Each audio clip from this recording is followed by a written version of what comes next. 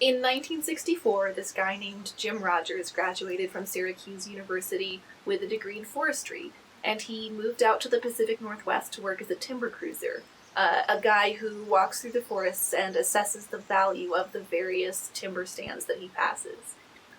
And after about 8 years of doing that, he realized that he was seeing the forests more as a place to be preserved than a resource to be extracted.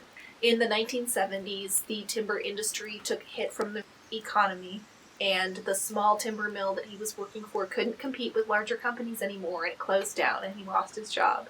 And decided to start a campaign to save the Grassy Knob Wilderness, which is this little wilderness right next door to the Copper Salmon.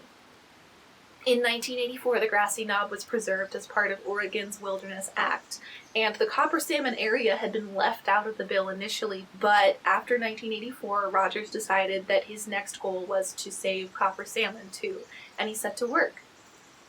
Originally, the campaign was just him and a few people that were connected to him. Sharon Becker, who is married to Rogers' brother-in-law, Jerry Becker, said that it was really just 3 couples who were running most of the campaign.